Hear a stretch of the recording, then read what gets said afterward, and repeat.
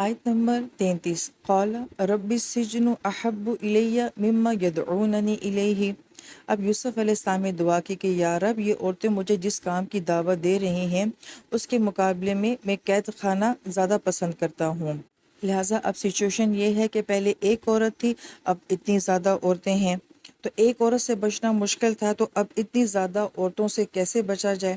تو بجائے عورتوں کو جواب دینے کے یوسف علیہ السلام یہاں پہ براہ راست اللہ تعالیٰ کے ساتھ مخاطب ہو گئے اور دعا مانگ رہے ہیں۔ اور دعا میں وہ کس چیز کو مانگ رہے ہیں؟ جیل کو مانگ رہے ہیں، قید خانے کو مانگ رہے ہیں۔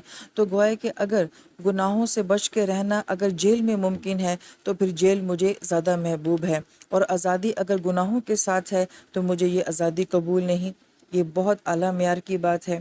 پھر وہ یہ فرماتے ہیں وَإِلَّا تَصْرِفْ عَنِّي كَيْدَهُنَّ، اور اگر ان عورتوں کی چالوں سے آپ نے مجھے محفوظ نہ کیا، اصب الیہن، تو میرا دل بھی ان کی طرف کھنچنے لگے گا۔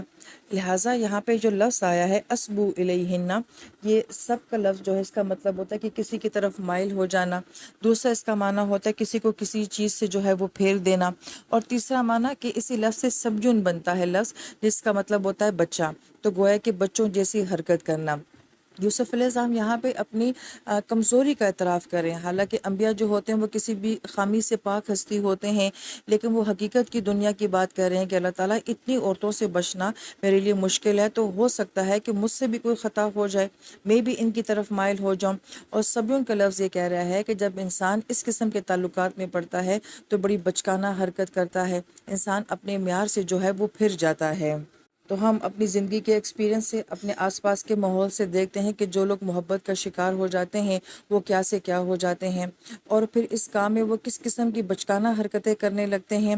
یہ سب بھی ہم لوگ ایکسپیرینس جو ہے وہ دیکھتے بھی ہیں، اور ہو سکتا ہے کہ اس ایکسپیرینس سے ہم لوگ گزرے بھی ہوں کہ بعض اوقات پھر انسان بعد میں خود یہ سوچتا ہے کہ ہم تب کیسی باتیں کرتے تھے، کیا باتیں کیا کرتے تھے، ہماری کیسی سوچ ہوتی تھی۔ تو یہ سارا امیج جو ہے لفظ اسب کے اندر ہے۔ اور پھر آیت کے آخر میں فرمایا وَأَكُن مِّنَ الْجَاهِلِينَ، اور جو لوگ جہالت کے کام کرتے ہیں ان میں سے میں بھی ہو جاؤں گا۔ جہل کا لفظ عربی زبان میں آتا ہے کہ جب انسان اپنے جذبات کو کنٹرول نہ کر سکے تو اس کو جہل کہا جاتا ہے۔ تو گویا کہ یہاں پہ یوسف علیہ السلام بھی گناہ سے ڈر رہے ہیں اور گناہ سے بچنے کی دعا مانگ رہے ہیں، حالانکہ آپ نبوت کے مقام پر ہیں۔ تو پھر عام انسان کو تو بدرجہ اولا جو ہے وہ گناہوں سے ڈرنا چاہیے اور گناہوں سے بچنے کے لیے دعا مانگنی چاہیے۔